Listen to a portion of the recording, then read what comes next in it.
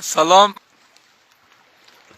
با تمام همسنگرایم هموطنایم. ای که آخرین سرباز وطن بودیم،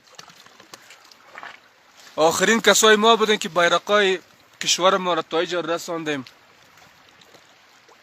و خاتمه ما تا اینجا را بود. بالاخره رسیدیم به این دره.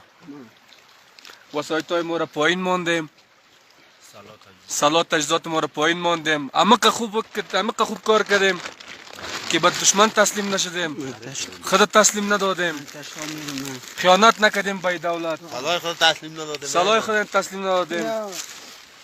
دیگه افتخار میکنیم. بازم انشالله اگر دولت به پا استاد شد، امی فرزندای صدیق وطن دیگه با امی حکومت ما، با امی دولت ما می باشیم، بیرق خود ما را بالا میکنیم.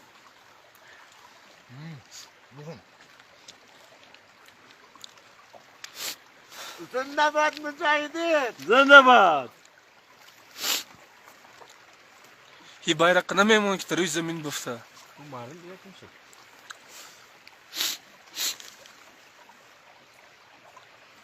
خائنایی که وطن فروختن، خیانت کردن، خداوند نیست نابودشان کنه، خداوند خرابشان کنه. وضعیت جوانای ما رو بالاخره تا اینجا رسون.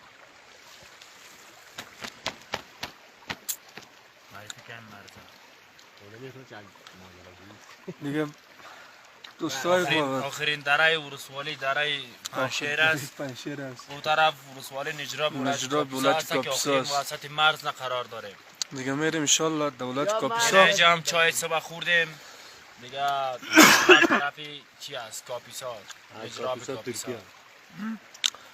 خداوند یار نگهدار کنه. خداحافظ.